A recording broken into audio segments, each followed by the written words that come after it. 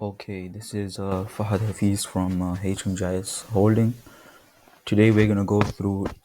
Today we're gonna go through the repairs page, the repairs listing page, as we did the customers listing page a few weeks ago.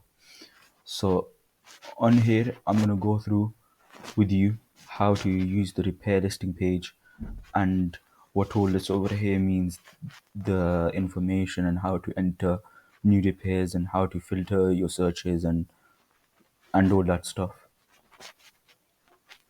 So number one, you can over here, this over here, this is the information that shows you that this is the information for the repairs jobs and all that stuff. So as you can see in this top right corner of this section over here, it says repair jobs in progress is 0. So right now it's in 0, but let's say we just enter a new date over here and filter the search. Then you'll be able to see repair jobs in progress for an completed one. So basically the in progress ones are when you want to repair your phone and the progress and the repair hasn't been completed, it's still going on. And the completed one is obviously when it's completed and the customer gets their phone back or their device back repaired.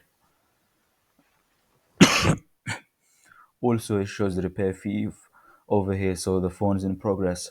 So right now over here you can see there are 4 repairs in progress, and then the repairs in progress cost, or they are worth £2, and the laptops in progress are £0 because there are no laptops over here. As you can see, the the types are all over here. So phone, no laptops. But obviously you can change that when you want to add a laptop. And then you also get the amount of records you have. So 5 over here. Now this user has 5 records over here. Then moving on to the next thing is you can filter your searches as well. So let's say you want to filter your search from January 18th 2012 to October 25 2014, let's say. You enter this and then you just press the filter button. You get your listings, you get all your repairs. So on the on you get all the repairs down here in this sort of database, if you want to call it, or a Excel table or data table, if you want, if that's what you want to call it. So on the left side here you have your custom name. So whatever the name of the customer is, then you also have the product name, the product type, as in is it a phone, is it a laptop, and then you also have your brand here. So if it's a phone, is it an Apple phone? If it's a laptop, is a HP laptop, etc., etc. Then you also have the model. So over here, let's say you have a Apple phone. Is it an iPhone 3GS? Is it an iPhone 4S? Is it an iPhone 11? It can be anything. You just enter all this information in the new repair button. Then you can also add the fault to the repair that was needed.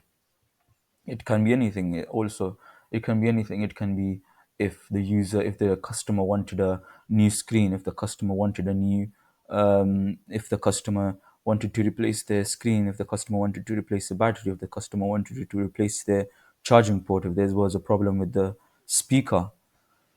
Then you can also see the job date and the collection date over here. And you can also add the status of the job, if it's completed, is in progress, and then also the status of the invoice, is it paid, unpaid, and then how much the cost was. Then over here you can also print the receipt. So if you want to, let's say, print the receipt for Sue Prince over here, who had a battery replacement and has paid money as well, you can print the receipt over here.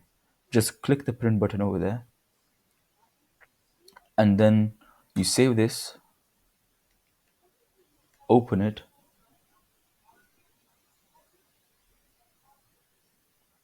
and then as you can see you have this receipt kind of thing.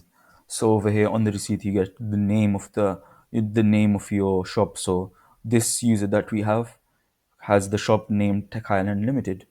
and the address of it, and the date and the name of the customer as well. And then it also has the total price, the cost of the repair, how much the user paid, consumer paid or customer paid. And you also get the description of the repair. And then if you want, you can also press the download button over here to save your receipt. If you don't want to download, do you want to print it, you can also print it. And yes, you can, that's all you can do with the receipt. Then let's say you want to filter the customer by their name. Let's say you want to filter the customer by just typing in their name. You can also do that. Just hit the filter button. Just enter the name and then hit filter button. So you see, I entered Ranbir here and we have Ranbir over here. Then let's say you don't want to do this. You want to only filter a customer by their first letter, by the first letter of the first name. So let's say I want to do A. As you can see, I got A over here. So I have all these names. Let's say I want to do J. I get J. I got names for J as well. Excuse me. And then let's say you want to repair, you want to filter them by their repair type. Is it meaning, did you repair their phone, did you repair the laptop? Let's say you want to repair you repaired their phone. And you can also do the invoice status if it's paid or unpaid. Let's say you want to find the unpaid ones, just click unpaid. See this, there are no, you can see there are no unpaid over here. But let's say you want to do paid, the you want to do paid. See, you get this one over here. So this user has paid, and the repair type is a phone as well. So it meets all our requirements that we've entered over here. Then you can also do the um, uh, job status filter search. So let's say you want to do let's say you want to find something that's completed between the dates of Jan 18th October 18th 2012. Then you do this filter and you get all these. So point to be noticed here, we have not and I have not entered the first name, the second name, yani the last name, and the repair ID. But what I have entered is the dates, the job date from, the job date to, the job status, the repair type, and the invoice status. But if we also want, we can also add the first name, the last name, and the repair ID. So as you can see, we can scroll down here and see all those that meet our filter search. Then we can also update repair as well. So let's say we want to update the repair, and let's say we want to update. Let's say we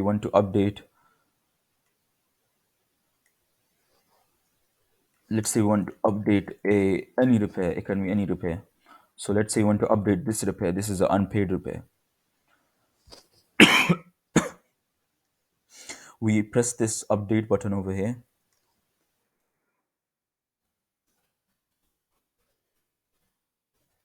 We press the update button over here. It has a pencil type of icon. We press this update, and then what I want to change is what I want to change is the payment status, because it's unpaid, but I want to make it paid.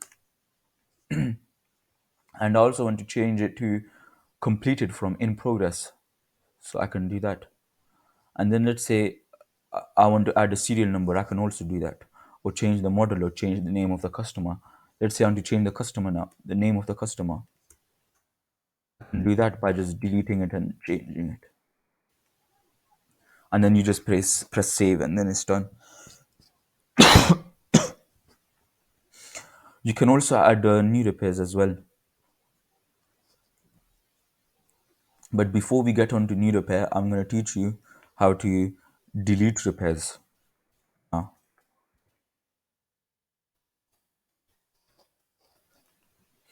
Let's say you want to delete a repair. Let's say you want to delete a repair over here, and the repair you want to delete, you want to delete any of these repair. It can be any repair. Let's say I want to delete the first one over here. For deleting, first of all, you don't have to have any option. You can delete a repair just because. You can delete a repair for any reason. You don't have to enter the reason over here what you deleted the repair for. Then when you want to delete the repair, you just press the delete button, and then over here in the top over here, it'll show you, are you sure to delete this? You just have to say okay. Then as you can see, if we just enter the same searches now again, you'll be able to see there is no superints anymore. As you can see, superints is not over there anymore. It's when it's deleted, it'll go a bit uh, dim or it will go more transparent or white, so that you'll see it's deleted.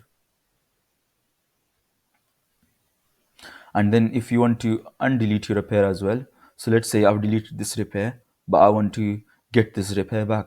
I didn't need to delete this, or I deleted this by accident. I can just press the this button over here, the same delete button, but instead of X, it'll show you a tick, because you've already deleted it, and you want to undelete it now. That's why it'll show you the tick button.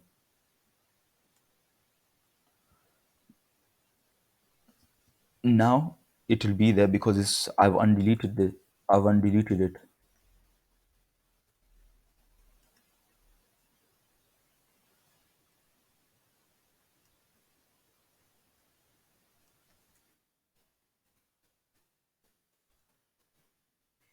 Now, as you can see, Suprints was earlier deleted because it was dim, or let's say transparent or white, whatever you want to call it.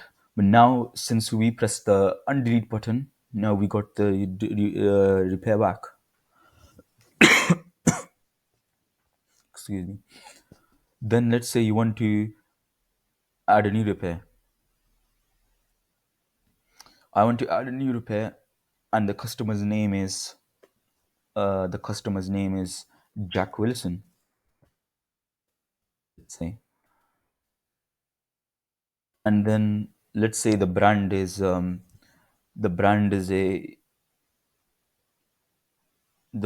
Apple phone, or let's say the brand is a Samsung phone, and the brand is a Samsung phone over here, and then we enter the model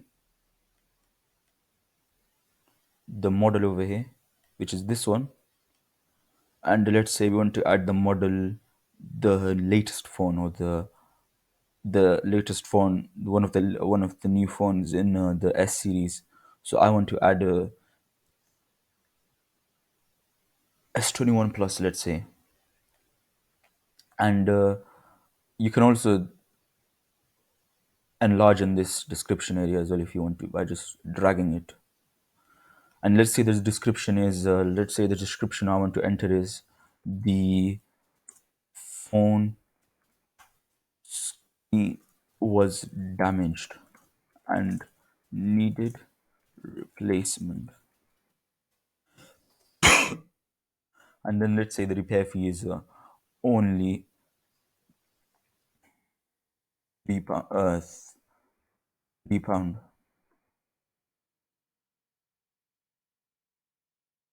And the collection date, let's say I've given the collection date to the customer. The collection date is when the customer can pick it up again. So let's say I'll give the customer the collection date of October 28, 2022, like that.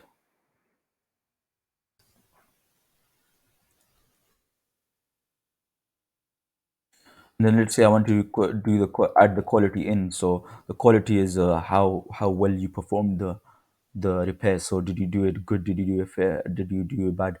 Bad is basically you did it okay. You had some mistakes in it. Fair is it was all right, and good is like when good is basically like Perfect. So let's say we enter fair over here, or perfect, meaning fair or good, and we add the payment status paid and is completed as well. Not to be noticed, you can also change all these over here, change all these selections over here, and then now I want to add this in. I want to save this repair so that I'll be able to see it in the listings, repair listings. All I have to do is press save. But now it says enter IMEI barcode. So I don't know the barcode now. Now I don't know the barcode of the this phone, but I can enter a number over here, and it will save this. Now you can see I've got the same customer, Jack Wilson, product phone, or the prototype phone. Brand is a Samsung. The model is S21 Plus. The fault is the front screen was damaged. The job date is October 25. The collection date I've given October 28. The job is completed, paid, and the fees. But now let's say I can update this as well, because although this is a new listing or new repair listing, I can update the price as well. I can just give it £2 over here. Now it'll be £2. And then I can also print the receipt for this, update this, and delete this as well.